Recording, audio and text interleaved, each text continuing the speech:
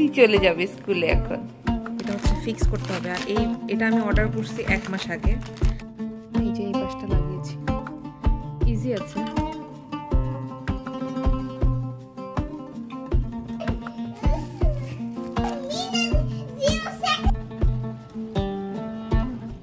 Hello everybody, আজকে আমরা ইফতার করতেছি। যার জন্য এলনাস ঘুমিয়ে গেছে, তো এই যে ব্ল্যাঙ্কেট দিয়ে ওকে জড়িয়ে দাও। আসসালামু আলাইকুম বলো। আসসালামু আলাইকুম। দেখো আজকে আমরা মাঠে উঠছি। তুমি আজকে ইয়ে করবে না, ক্যালেন্ডার, রামাদান ক্যালেন্ডার এখনো ইয়ে করবে না? পরে তো বলবা যে মা করে ফেলছি জানো। এটা তো কোনো স্ক্র্যাম্বলিং না, এই যে বাটার এরপর স্ক্র্যাম্বল এগ, বাটার আর ডিম দিয়ে দিছি স্ক্র্যাম্বল এগ। এটা বাবার মতো করিনি, বাট একটু শক্ত করছি বিকজ এলনাস নরম পছন্দ করে না। কি এটা তো অ্যাকচুয়ালি নাই না 6 এদিকে না এদিকে। No. Today is 6th Ramadan. Then tomorrow is 7th. This is my toothbrush. Amelia's toothbrush. And this is my Elna's. And what is Elna's doing? Today I'm going to bring Elna's to school. Elna's ke school nahi jaba? Hey, Ma. Okay. Ma, তাহলে তুমি তো 5 minutes থাকো। Wait, আজকে দেখি message. তুমি খাচ্ছ না কেন? সিস্টার খাওয়া দিতে হবে। এতগুলো পিস দিলাম। মাশাআল্লাহ।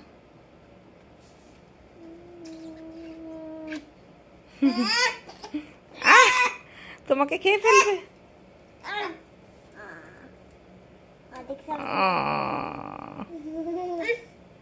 সিসি চলে যাবে স্কুলে এখন।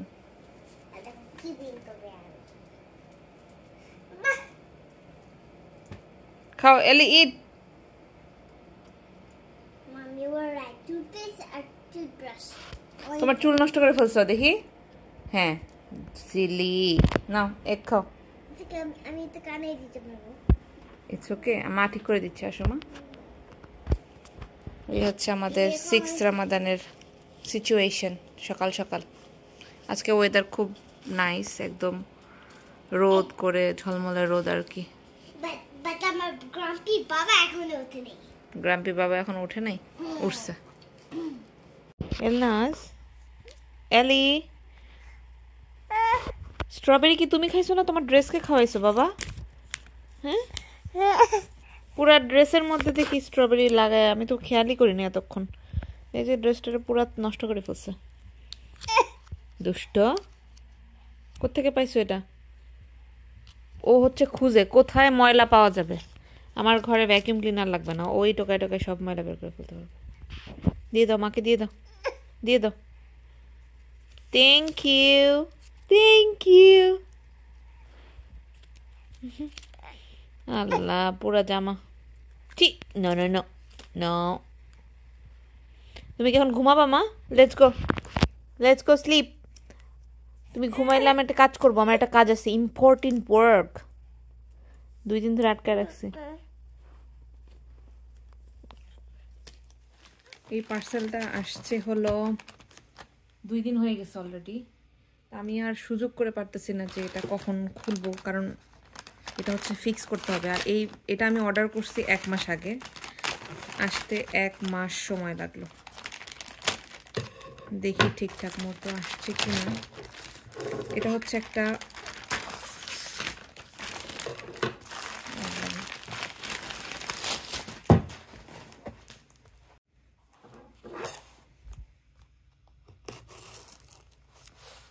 অনেক টাইট করে প্যাকেট করা।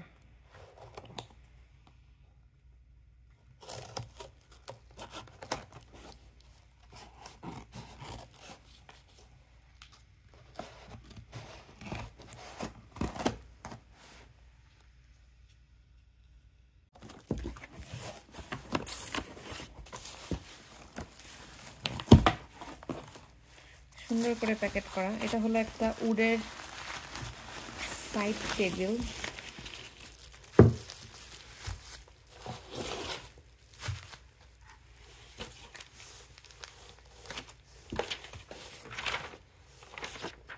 কিভাবে যে লাগাবো আল্লাহই জানে। খুবই স্টার্ডি একটা প্রোডাক্ট, মানে একদম শক্ত সুন্দর। সো খুব সম্ভবত এটা হচ্ছে বটম, এরকম দুইটা যাবে, তারপর এটার উপর হচ্ছে এটা বেসিক্যালি হচ্ছে প্লান্ট রাখার জন্য। দেখি আমার টিভির পাশে আমি এটা রাখার জন্য এনেছি আর কি। এখন খুলে কতটুকু সেট করতে পারি সেটা হচ্ছে কথা। এই যে এই পাশটা লাগিয়েছি, ইজি আছে।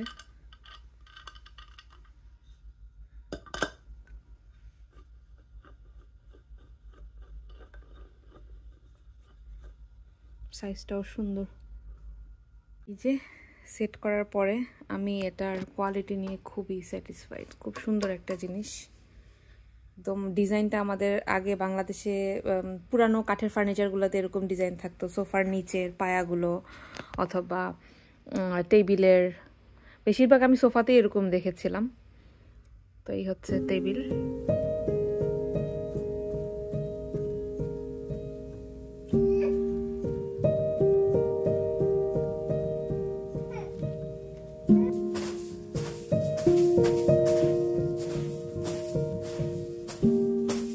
বিকেলে এলনাস ঘুমিয়েছিল, তো ইফতার বানানোর প্রিপারেশনের আগে ভাবলাম যে কয়েকটা কাজ আছে সেগুলো করে নেই।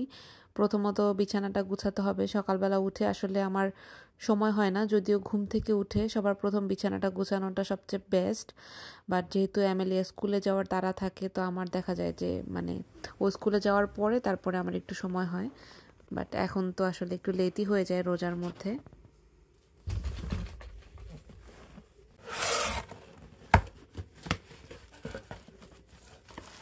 এখানে এলনাজের ডায়াপার আনা হয়েছিল কালকে, ওগুলো আমি স্টক করে রাখিনি আর কি। এই কার্টুনগুলো ফেলা হচ্ছে একটা কাজ, মানে এগুলোকে থেকে জিনিস বের করে সেট করা, ঠিকঠাক মতো জায়গায় রাখা, এগুলো হচ্ছে অনেক মানে কি বলবো ঝামেলা। কারণ এই কার্টুনগুলো আবার নিয়ে গিয়ে সেই ডাম্পে ওখানে ফেলতে হয় জমিয়ে। তো এই জন্য হচ্ছে ভাবলাম এই কাজটা করে ফেলি, অনেকটুকু এগিয়ে যাবে। তো আমি আবার যেটা করি, ওর ওয়াইপসগুলো আমি এই ডিসপেন্সারে ইউজ করি, বিকজ এই প্লাস্টিকের এটা থেকে টেনে টেনে বের করা, মানে এক হাতে যখন আমি ক্লিন করি এক হাতে ওকে ধরতে হয়, আরেক হাত দিয়ে এটা টেনে টেনে বের করতে হয়, আমার কাছে খুবই ঝামেলা মনে হয়। তো আপনাদের সাথে তো আমি এলনাজের বেডরুমের একটা শেয়ার করেছিলাম যে আমি ওর চেঞ্জিং স্টেশনটা কেমন করে সাজিয়েছি, তো তখন দেখিয়েছিলাম এই জিনিসটা কিনেছি যে। তো এটার সাথে এরকম একটা পাউচের মতো এসেছিল। এটা হচ্ছে আমি ইউজ করি ও ডায়াপার ব্যাগের মধ্যে। দেখা যায় যে এটার মধ্যে থেকে অল্প কিছুটা নিয়ে আমি এটার মধ্যে রেখে দিই, তাহলে যেটা হয় পুরো একটা ওয়াইপসের মানে প্যাকেট আমার ক্যারি করতে হয় না। এগুলো কিন্তু ভালোই ওজন থাকে, মানে শর্টে এটা দিয়ে হয়ে যায়।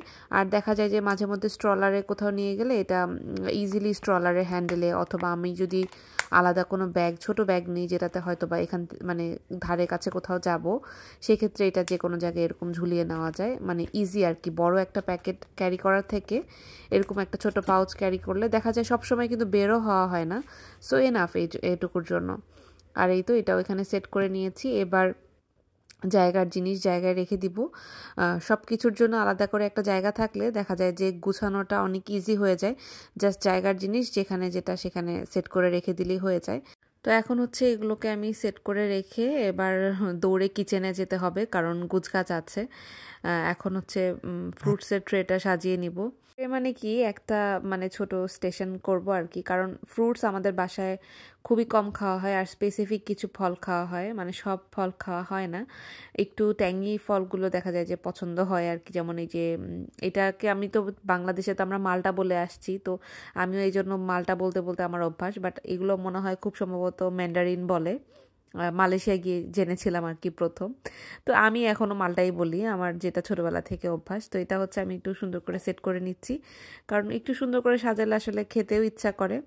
যেহেতু আমরা ফল মানে ফ্রুট লাভার না, ফ্রুটস আমাদের বাসায় দেখা যায় যে মানে জোর করেই খাওয়া হয়, বাট এখন আমি খাওয়ার চেষ্টা করি। তো এখানে এই যে আমি সব কিছু রেডি করে ফেলেছি। এমএলএর বাবা তেলটা ঢেলে নিল সেই ডিপ ফ্রায়ারের মধ্যে। এই হাঁড়ির মধ্যে আজকে আমি বেসন গুলেছি, রান্না করিনি, মানে গুলে এটার মধ্যে রেখেছি আর কি। আর এই পাশে সব আমি কেটে রেখে দিয়েছি। আপনাদের মধ্যে একজন আমাকে কমেন্ট করেছিলেন যখন আমি পেঁয়াজ কাটার মেশিনটা দিয়ে কেটেছি যে আমি চিকন হয়নি এরকম।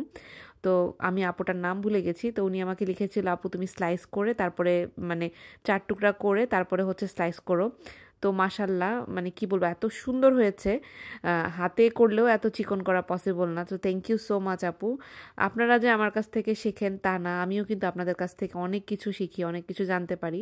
দেখা যায় যে অনেক সাজেশন আমি আপনাদের কমেন্ট বক্স থেকে পেয়ে থাকি। Thank you so much. মজা হবে অনেক। হ্যালো এভরিবডি, আজকে আমরা ইফতার করতেছি।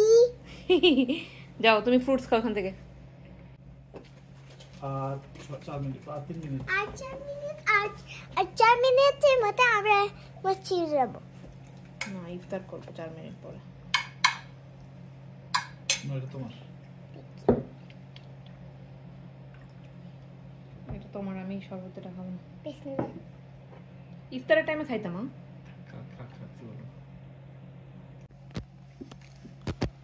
মা তোমার ইফতারের জন্য রেডি হয়ে গেছি মসজিদের জন্য। এলনাস ঘুমিয়ে গেছে, তো আমি যে ব্ল্যাঙ্কেট দিয়ে ওকে জড়িয়ে তারপরে হচ্ছে নিয়ে যাব।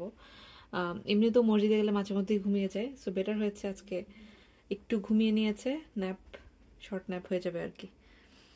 আর এই যে আমেলিয়াও রেডি।